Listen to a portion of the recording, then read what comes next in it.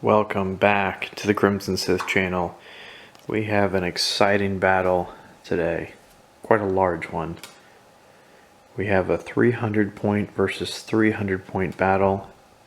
It is a war between Jabba the Hutt and the Black Sun. Heading the Black Sun over here is Prince Xizor himself, with a bunch of his vetoes, I think they are. So, first off, I want to talk about Jabba's side. So this is one of Jabba's casinos, and Prince Xizor planned on ambushing him here. But the Exalted One was aware that such a thing might occur, so he basically cleared the patrons out of his casino and brought a lot of forces with him. So he has, of course, a Gamorrean guard right next to him and Bib Fortuna. He has Greedo because Greedo was in his employ. And then he's got some more Gamorreans with really heavy guns. Just outside that room, he has a sail barge, or desert skiff, sorry. And with some gunners on there. That's going to be pretty good for them. Guarding the doors, he has Huntmasters. In the rest of the casino, he has a Weequay leader over there. And a gunner dealing some cards while they wait to Forlom. And then a Jawa dealing some cards to Zuckuss while they wait. Then we have the Rankwar, which I'm going to have to turn around here so you can see him. He's a beautiful, massive miniature. And quite difficult to procure, let me tell you. And then I have another Weequay leader next to him, and two Bomar monks, because I figured they'd probably take some Bomar monks with them. They have a Dominate Mind ability, which is going to be interesting to see if they can pull that off. But yes, the Black Sun are attacking. Prince Xizor and his command are popping up over here. They had a Viper droid just land, because that thing can fly in lore. Land on the landing pad over here, which, I don't know if you can see that. That's a beautiful model too, and really heavy. That's a lot of plastic. That's one of my biggest, well, that and the Rankwar are probably some of my biggest models. I mean, not counting the AT-AT. Down here on the turbo lifts, we have one of the vetoes, you know, the Matrix looking guy, coming up a turbo lift. They're all coming up turbo lifts. A bunch of Quarren, Aqualish. Those are Quarren bounty hunters, by the way. And then Aqualish assassins. Basically, you got some of those in each elevator. Klatuan hunters. Human blaster for hires. And Ibashi scout or something like that. The green guy. Yeah. Lots of Black Sun coming. We had this thug, I know it's hard to see them, but they're like Cyclops looking guys, the green guys with the white hair. They totally in the face look like Odysseus, something out of the Odyssey or something. Like one of the Cyclops is Odysseus faced. It's kind of weird. And they got some Nikto guys there. Anyway, this is going to be an interesting battle. I rolled for initiative. There are some initiative shenanigans. If the Black Sun roll an 11 on initiative, and their Redanian veto is right next to Xizor is still alive, then he grants them 20 points of reinforcements to spawn into the map at the beginning of that round. So that could be game changing. Zuckuss also has intuition. After initiative is rolled, he can move up to 6 squares. So, some shenanigans. And I rolled already, Jabba won. And no, they did not get, Black Sun did not get an 11, so here we go. That was a pretty interesting round. Didn't think much was going to happen. At the beginning it didn't. There was just a lot of maneuvering. But, yeah, the rank wire's up here. It's hard to see, but there's a Nycto on the other side of that Gamma, or that rank wire. And then this mercenary commander, he has an ability where he can move up to double his speed and then attack every legal target once. It's tricky to use with the mercenary ability, but he did it, and he unloaded on everybody up there on Jabba's forces. With that door being open, he just went crazy on them, and he killed the Hunt Master. He wounded the other one. He wounded a Weequay leader. He wounded both of the Bomar monks because they moved up over here in this workshop. He wounded the Rankwar. It was crazy. Other than all that, we had a little bit of damage over here. Each side traded a troop. A Gamorrean got killed, and a Weequay enforcer, I think it is, got killed because they both have heavy weapons. They were setting up, and then other people shot at them. So yeah, and the Huntmaster that died, I think, is the one that killed the. He was Clatuan Hunter, maybe. No, it is Weequay. Yeah, I killed the Weequay. And then there were a lot of things moving up, and there were some pot shots that missed. Poor rolls in the beginning, but then that mercenary commander was just like, I think the lowest thing he rolled was like a 16. No, he had one bad roll, I think. Two bad rolls, because he rolled a 1 and a 6, and everything else was like 16 plus. It's pretty crazy. A lot of 18s and 19s. Zizor is behind this massive Viper droid. He's moving up a little bit. I think he pot-shotted the Redanian Huntmaster, and someone else did, and that's why he was low enough to get killed by the commander. So it's going to be interesting. I didn't roll for initiative yet. I should have, because that would have told us if the Black Sun's getting reinforcements, but if that happens, oh man, I don't know. I almost feel like that's kind of unfair, because things are balanced, I feel like, but they won't be balanced if that happens. So it really comes down to that. I think the Black Sun are counting on their reinforcements. Another interesting round. We have a lot of people almost dead. The Rankwar is almost dead. The Desert Skiff is almost dead. But a lot of people died on the Black Sun's side, but they had a lot of weak people. There's a little bit of a look at the dead. Most of them died on the main street out here. A lot of people got to do their attacks before they died, which was nice. Except for the Clatuan up there, he immediately got killed. But one of the Clatuans that survived was able to shoot a Gamorrean, or Gamorrean. But that Gamorrean, before he died, he was able to do 30 damage to the spy that was up there, or the scout, sorry. And which is cool because he had exactly 30 health, and that's how much they deal. That Corrin bounty hunter moved up, took a shot at Zuckuss because Zuckuss could move after initiative. He had moved up kind of behind the wall by the Rankwar on the other side of him, and he took a shot. And he's half dead, so not doing great. And so then on Zuckuss' turn, he took a shot back and then ran to the other side of the Rankwar to get some cover.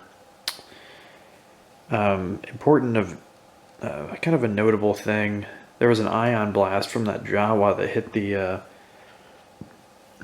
Viper droid. So that's 30 damage for ion. The Jawa does 10, but does 20 against droids. Molecular shielding did not hold out, so yeah, pretty interesting. A little bit of damage on the mercenary commander, not that much. He's got about half health, I think. And Greedo saved the day on that side because there was, I think, one guy left that could shoot on that side that was going to kill the desert skiff. And Greedo did the exact amount. He only needed 10 damage to kill the guy. And it was just a human mercenary that was going to shoot the skiff and possibly kill it. So, well, actually, the human mercenary only does 10 damage, so I guess it wouldn't have killed it. Oh well. It looked heroic, so he shot the guy before he activated and killed him. That was pretty cool. But an interesting development is we have 3 Aqualish assassins that are sneaking around the side over there, and there's a back door, the same door Greedo came out of, that goes over to the back high limit, like the back room high limit kind of table over there where Jabba is. Jabba's been slowly slinking his way over here. If they assassinate Jabba, that would be really bad with their little vibro knives, because he's alone back there with just one guard. But Jabba's providing a commander effect to all the bounty hunter characters where they get +2 attack, which is pretty big. That's going to make someone like Forlom just a beast, and that's the reason why Greedo hits almost everything. Same with Zuckuss, so that's pretty big, and Greedo might have to die defending his boss over there. The Bomar monks moved up. They are one is adjacent to the Viper droid. That would be, it's getting kind of interesting. One is adjacent to Xizor. Xizor moved up to try to get his pheromone things to apply next turn. So that'll be interesting. The Weequay leader is up there pretty close, or at least one of them. I have 2. Oh, the Vito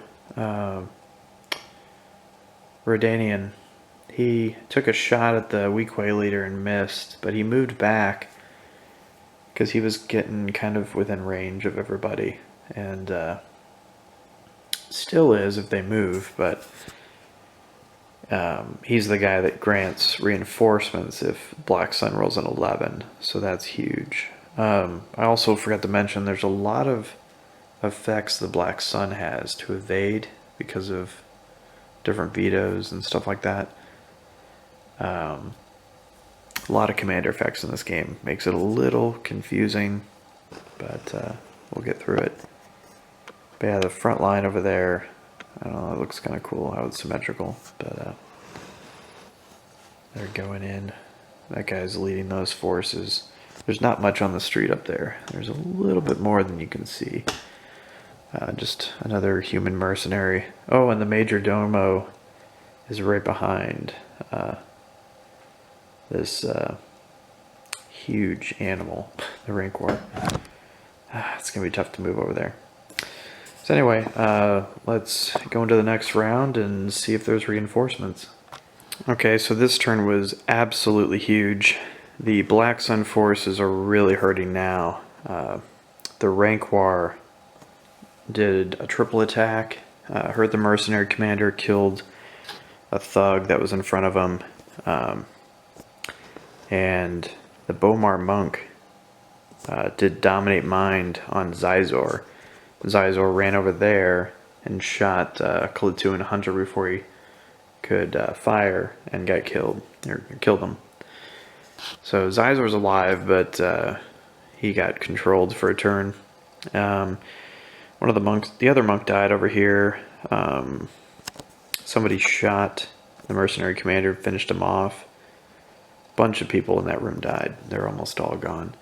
You can see Black Sun's dead over there. They have a lot that have fallen. So it's not looking good. All the Quarren bounty hunters are dead. They got shot over here. I think sorry, not Zuckuss. Greedo killed one of the Quarren bounty hunters, because, you know, the one that was chasing Zuckuss. And Zuckuss moved into the room. The droid took a critical from the Jawa. Didn't shrug it off, so that's 20 damage because it's doubled, and then plus 20, so 40 damage. He's at 70 damage, but he has like 130 total. They damaged the skiff, but it wasn't enough to kill it. It has 10 hit points left. A lot of ones were rolled by the Black Sun. Not a good round to do that. And Jabba didn't have that problem, so they killed a lot of Black Sun. Black Sun pretty much need those reinforcements now to survive, I think. The people that retreated are moving up again. The Huntmaster had moved back. He's advancing. Pretty much Jabba's forces are on the attack. But they did forget about Jabba in the back room, and assassins have entered the back room. Jabba's moved back over to be close to his bodyguard because his bodyguard had to engage them. The bodyguard missed the assassin. The assassin had to move too much, so he didn't get an attack. One of the assassins was killed, I think, by the skiff or something. Somebody killed an assassin. So there's only 2 assassins in the back room. I know the one guy's behind the skiff. It's hard to see, but yep, 2 assassins versus Jabba and his guard. It's going to be interesting. That door is closed, so someone could go try to help Jabba, like Forlom, but we'll see. I rolled initiative. Black Sun did not get reinforcements yet, but they do go first. So that's interesting. We'll see what this round brings. This was the craziest round now. A lot of death, both sides, but mostly on the side of Jabba's forces. The Black Sun hit back hard. The Rankwars engaged in melee combat against the Viper droid. It's epic. They both are giving each other damage. Actually, the droid shot the Klatooin, or not the Klatooin, the Weequay leader that was chasing this guy down and hit him. And then Zuckuss went over and shot the Vito, because the Vito's the guy that gets reinforcements for them. Vito has 20 hit points left because Zuckuss shot him. Bomar Monk died over there. Got killed by one of the attacks of the Viper droid. Greedo was killed by Zizor, and somebody else shot Bib Fortuna. I forgot who it was. Bib tried to attack Zizor. He did hit him, but got killed himself by somebody else. And the Platoon Hunter died over there. Pretty much everyone on the street died. Zizor's alone. These guys moved up. They blew up the skiff, and everyone on the skiff had to make a save of 11 to see if they survived. None of them survived. They all died. And it was from a grenade, too, from the Blaster for Hire, because he gets grenades being on the Black Sun. Or when he's with a Vito, which that's literally the guy right behind him. The assassins engaged Jabba and his bodyguard. They missed all their attacks, and Jabba and his bodyguard missed all their attacks. Everyone rolled, I think 4 was the highest number. It was really pitiful. So that was kind of not very exciting. Forlom took a shot and hit Zizor as well. Zizor has a ton of health, and his defense is 22, which is the highest non-force user defense, I think, that I can recall right now. Oh, and then the craziest part of the round, I rolled for initiative. 6 for one side and 11 for the Black Sun. So the Black Sun are getting 20 points of fringe reinforcements, which I'm just going to gather up 20 points of people that are dead on their forces and have them come up the turbo lift. So the reinforcements that they were waiting for came. Is that Vito guy almost died to Zuckuss, and if he had died and not survived till the end of the round, they wouldn't have gotten anything for that 11, but now they're going to get 20 points of reinforcements. So that's what the Black Sun was waiting for. That's going to be huge. The tide was already starting to turn to their favor, but if they have that, I'd say they're really gonna. Well, I mean, they are getting 20 points of reinforcements, so they're probably really gonna dominate now. So we'll see. The Black Sun are continuing to do well against Jabba. The Gamorrean got killed. The assassin killed him.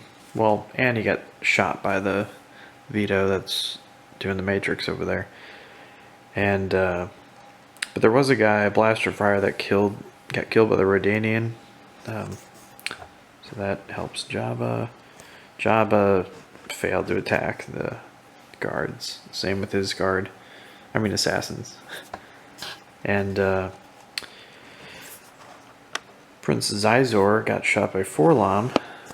Just it's hard to see him there, but it's Prince Zizor and Forlom. That's a rebel helmet underneath his boot, his foot. But over here, the rank war has 10 HP left. He got shot by the Viper droid. He's been regenning every turn because he's just been sitting still and doing 3 attacks. The Viper droid is pretty beat up. It has 90 damage out of 130, so it could die next turn. But Black Sun have initiative again, and they rolled an 11 again. So they had reinforcements over here that spilled out. That dude stopped to take a shot at the rank war. It's part of the reason he got hit. And then there's the new reinforcements as well for the next 11. They just came up the turbo lift. So, yeah. Oh, and Zuckuss got killed by this Vito guy. Zuckuss didn't even get a chance to activate.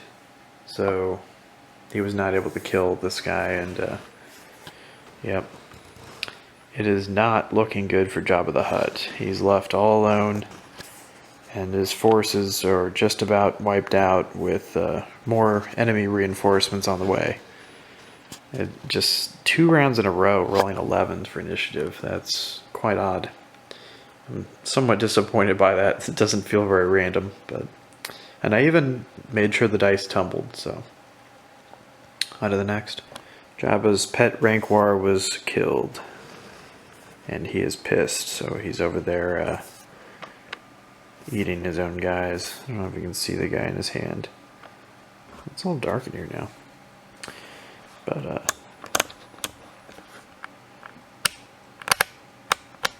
yeah. So, he's chowing down the dude on his hand. I don't know if you can still see.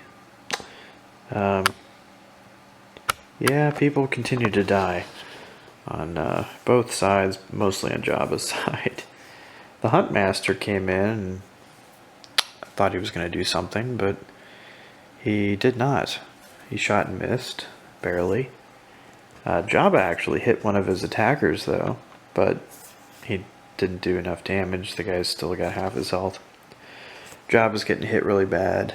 Jabba has 40 hit points left. He has a lot of health, at least. Forlom hit Zizor and moved inside. He got a really good roll, so he didn't need to stay put. And Zizor had to stop at the door and didn't have a shot on anybody because there's walls in there, so yep, it's interesting. And like I said, the droid killed the rank war, but the only reason it was able to do that is because the rank war did attack first and nearly killed this thing. If the rank war had done one more hit successfully to this thing, it would have killed it. But 2 of his attacks, he rolled 1s. Huge upset. So, yeah, kind of disappointing. But anyway, oh, the Vito is just holding back there. So he's not even going to advance, because that's the optimal strategy. If he gets killed, then they won't get reinforcements. But they didn't roll 11. They did not roll an 11 this time. And in fact, Jabba succeeded. Black Sun had a 6. Jabba has an 18. Jabba's going first. Jabba is fighting back against his attackers. He punched one dude that he had punched before and finished him off. He killed him. And then Forlom rushed over and killed the other guy. So both the assassins died. And the Rhodanian Huntmaster entered the room and shot the Vito over there. So for a brief time, the Vito was the only enemy in the room with Jabba and his 2 remaining cohorts. And but Prince Zizor followed Forlom over there and shot at Forlom again. He missed though. He rolled poorly. So Forlom has a lot of health. But if Jabba dies, he's going to lose his just +2 attack that he gets just by being a bounty hunter. And then, as you can see, some other forces rushed in, but they had to move too far, so they couldn't attack. And these guys moved up. They're kind of splitting up, going different ways around the wall. This thing moved up. It's stuck behind all those doors, so I don't think that thing's going to see much action. The assassins are coming in, and they're probably going to be able to finish off Jabba's forces, but we'll see. Jabba did win initiative, and there are not any reinforcements coming next round, so that's notable. Jabba is refusing to die, and him and his forces are really making use of their attacks. Forlom shot, I forget which guy. He shot and killed somebody. Oh, was it the Vito? Or no, the Huntmaster, I think, killed the Vito. Oh, Zizor. Yeah. I don't know how I forgot that. Forlom killed Zizor. It was right at the beginning of the round. And then the Huntmaster killed the Matrix-looking dude. So, and then the human blaster for hire ran in, threw a grenade, because Forlom moved up. And the grenade went off and hit Jabba and Forlom, which sucked, but it was only a 10 grenade, so that's cool. And the Quarren moved in, I think. Yeah, he failed his attack. He shot at Forlom. And then Jabba moved up and attacked the blaster for hire and killed him. And then this scout ran up and attacked the Rhodanian Huntmaster and failed. Or no, he shot at Forlom and succeeded. That's what it was. I was going to attack the Huntmaster. That's why he's facing him. This thing's moved up. These guys are moving up. They failed. This guy failed to get an 11 again. And Jabba succeeded on initiative again. Initiative is huge in this game, and that's why they changed the rules on initiative in the X-Wing game. Fun fact, to make it have less of a bearing. But in this game, it still has a huge bearing. No one's making FAQs for this game anymore. So, forgot to mention, the reason why Forlom is getting so much damage, it's a commander effect within 6 squares of the Rhodanian Huntmaster. If you don't move, you get +10 damage. This round, he used it to kill the scout, because he has 30 health. So he one-hit the scout, the Huntmaster one-hit the bounty hunter, and Jabba tried to kill this assassin that ran up at him, but he failed. Assassin had to move too much to attack, though. So actually no damage this round on Jabba's forces because they had initiative. This thing moved up and just realized it's not going to be able to get in there, I don't think. Let's see. No. Or wait. No, that is green past there. So it could technically move up through there. But yeah, I guess it's going to have to. It's barely going to fit. And if you'll notice, it's just that dude all the way back here. He's still staying back because the more turns he stays alive, the more chances he has to roll an 11. And it feels like Xizor's forces, or the Black Sun's forces, really need an 11 now to try to save them. And I don't know if it'll be enough. The way Jabba's guys are ruling, and the way they're chaining their last commander effects, are just amazing. Because Jabba's given the +2 attack, and the other guys given the +10 damage. They're holding that room. They're holding the Bazak, the high limit Bazak table. Okay, this is getting weird. Jabba had initiative, so they were able to kill the 2 guys that were in there with them. Forlom's attack is just kind of ridiculous, I think, with all the bonuses he has. Oh, he's not the one that killed him, it was the Huntmaster. Huntmaster ran up on the table, shot the assassin, got him by 1. He had 1 higher than his defense. So he got him before he activated. Then Forlom moved over, that's what it was, and shot at this guy. He hit him, which would have killed him, but he had molecular shielding because it was a non-melee attack, and this thing, the tank droid, survived it.